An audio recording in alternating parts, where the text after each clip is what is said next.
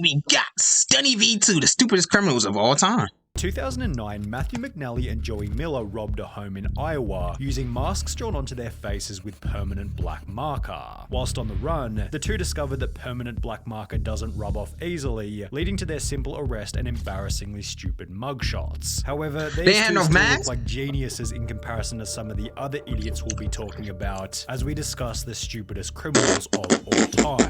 Take for example MacArthur Wheeler, who robbed two banks in broad daylight as he thought that pouring lemon juice on his face would make him invisible to cameras. When shown the bank surveillance footage, Wheeler refused to believe that he was visible, stating to officers, "But I wore the juice," believing that as long as he didn't come near a heat source, he should have been completely invisible. Police concluded that "Where's my invisible suit?" Wheeler was not crazy or on drugs, just incredibly mistaken, with the lemon juice mistake eventually costing Wheeler a 24.5-year prison. For lemon juice?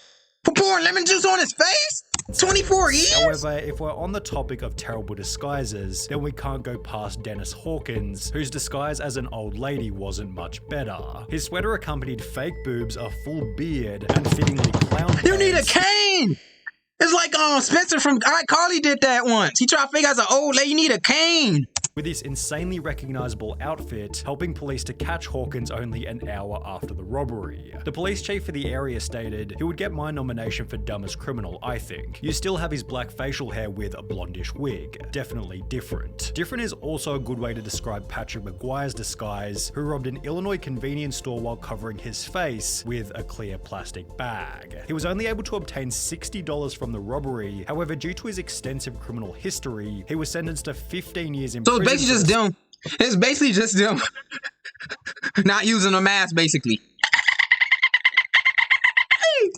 Meaning that he had to spend 1 year in prison for every $4 stolen from the store. Talk about a bad return. Equally bad was Paul Sinclair's, who attempted to rob a bank in Florida by using his fingers curled up into a gun shape. The quote-unquote weapon was so non-threatening that the bank teller gave him only $120, after which he'd flee on foot before being caught by police only 10 minutes later. Then there was James Blankenship, who thought that robbery was legal as long as you did it at a certain time of day. Back in 2013, Blankenship broke into his own mother's home. This man took the purge way too seriously. Who would take to their Facebook page later that day to explain what had happened. He fled the scene upon seeing his mother. The male was located under the house hiding in a crawl space. When advised of his charges, he made the statement, "I thought you could only be charged with burglary if you break in during the night time." Blankenship was given 180 days in jail and ordered to pay a $100 fine. And this wasn't the only time. So what's arsoning? Stealing, right? When a person was dumb it's the same thing, right? enough to think that a law didn't apply to them. Because when Reuben Pavin was caught stealing from a charity thrift shop in New Hampshire, he'd state that he thought everything was free because of the name of the business, Finders Keepers. The sign did say Finders Keepers, and took it home, Pavin told the local TV station.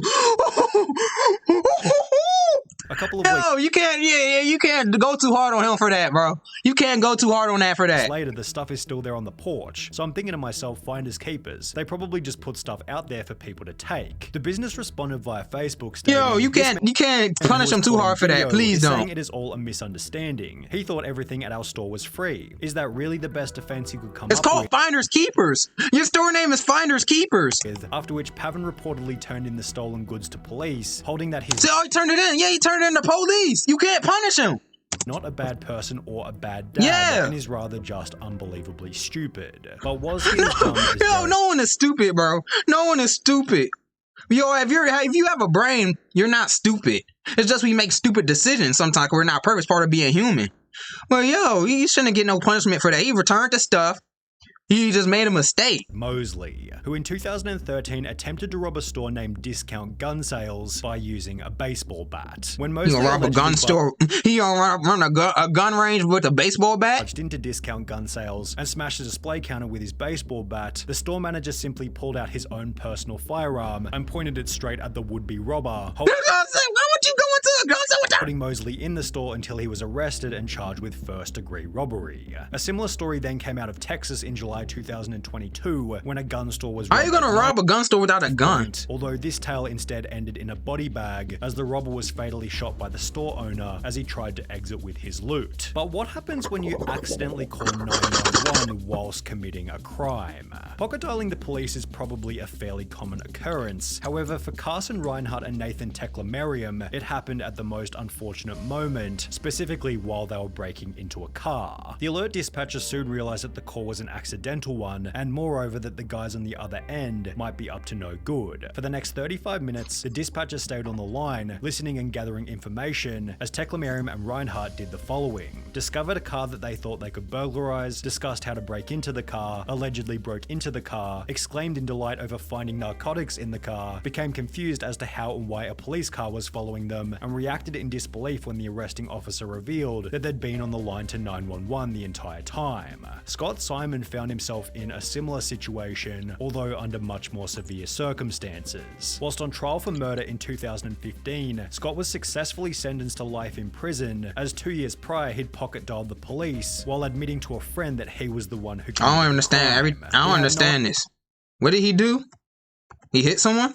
On the line to 911. He hit someone in a car? Following them and reacted narcotics in the car, became confused as to how and why a police car was following them, and reacted in disbelief when the arresting officer revealed that they'd been on the line to 911 the entire time. Scott Simon found himself in a similar situation, although under much more severe circumstances. Whilst on trial for murder in 2000, pocket dialed the police while admitting to a friend that he was the one who committed the crime. He had no idea he called 911, a sheriff's office spokeswoman told the Miami Herald. He basically told on himself, as did Albert Bailey, although in a much stupider way. Bailey had planned on robbing a bank in Fairfield, Connecticut, although rather than exercising the element of surprise, he'd call the bank prior to the robbery stating, "I want $100,000 in large bills and no die packs. I'll be sending someone into the bank to get the money. Don't call the police, we are monitoring the police scanner." Prior to making this phone call, Bailey had already served 7 years in prison for a previous bank robbery. However, this new plan was equally ineffective, as after arriving at the bank to collect his cash, Bailey was locked inside, arrested, and sentenced to another 9 years in prison. Although, if he wanted to avoid this time behind bars, he could have had a chat with Tito and Amanda Watts, who got arrested in Florida for selling tickets to enter heaven at a price of $100. When you live the life of a fighter, Sonny VT sponsored by Modelo? I didn't know you drink that. mark of a fighter.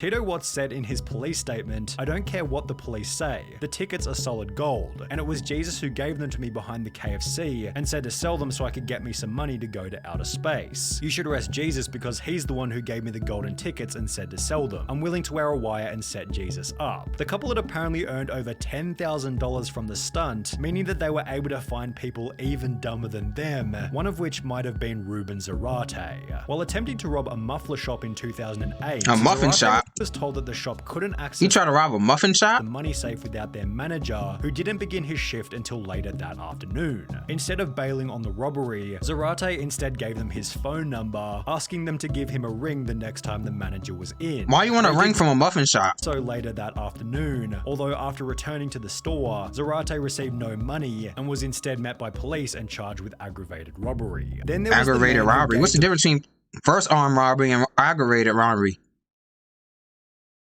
First degree robbery? I didn't even know they had aggravated robbery though. Like, what's the difference? Was robbing something even stupider. The unnamed robber walked into a London bank carrying a gun and a bag, which he'd take to the front desk before demanding £700,000 in cash from the bank worker. But after making his demands, the crook handed over his gun to the cashier instead of the bag. Investigating authorities stated, the guess is that he is very inexperienced and panicked when he approached the cashier. He was scared. Yeah, he was scared. He was nervous.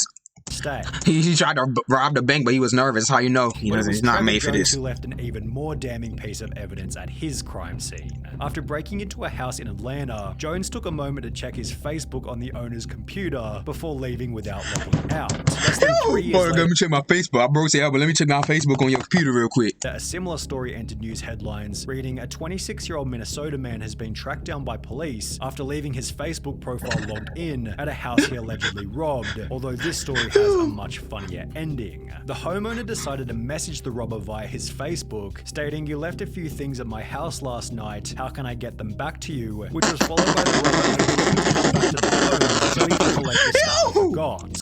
However, the robber didn't get any of his items back and was Why would instead you go on your Facebook and a man in someone's house that you robbed? while What? still wearing a watch that he'd stolen from the night before. While both of these idiots You just robbed yourself, basically.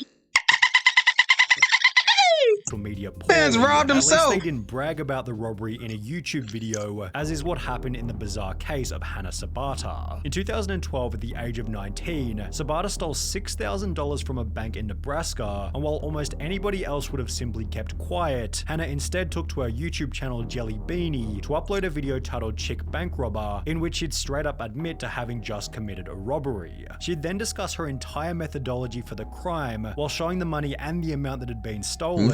Still see that today. Describing the vehicle You still see this today. and that it had its license plates Haven't said that one This dude. information eventually resulted in Hannah Sabata's arrest. That and is sentencing recently of 10 happened. to 20 years prison, done so in a public courtroom filled to maximum capacity with people who had seen the video. I think it was trending on Twitter, too. 21-year-old Frank Singleton was being released from Palm Beach County Jail, having just served time for a trespassing charge. The only issue was he didn't have a car to leave the jail, so he decided to steal one from the visitor. He said what? The He have a card. issue was he didn't have a car to leave the car. jail, so he decided to steal one from the visitors' parking lot.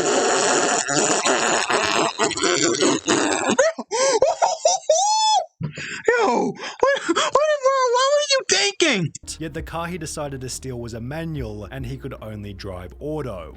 Yo, I don't got a car. That car right there seems suitable. I want that one. Singleton sat in the car looking like an idiot before being arrested and sentenced to a Yo, you got out. You went right back in. further 6 years in prison, telling deputies that he tried to take the car because he didn't feel like walking to his home about 6 miles away. He went out And while and you right may back be sat in. here thinking that these criminals can't get any Yo, that's crazy, man. Singleton sat in the car looking like an idiot before being arrested and sentenced to a further 6 years in prison, telling deputies that he tried to take the car because he didn't feel like walking to his home about 6 miles away. And while you may be sat here thinking that these criminals can't get any dumber, it's time to introduce 53-year-old Michael Anthony Fuller. While it's common knowledge that the US banknote doesn't go any higher than $100, Fuller had the genius idea to create a counterfeit $1 million note before trying to use it at his local Walmart. He loaded this Yo, car didn't Gideon try to do something like that? with a vacuum cleaner, a microwave, and various other items totaling $472 before handing the $1 million note to the cashier, expecting $999,528. He expected that to change. Needless to say, They don't even have that much in the bank. able to facilitate this, and instead Banks are not store allowed to stuff hold that police. much. Fuller was later charged with attempting to obtain property by false pretense and uttering a forged instrument.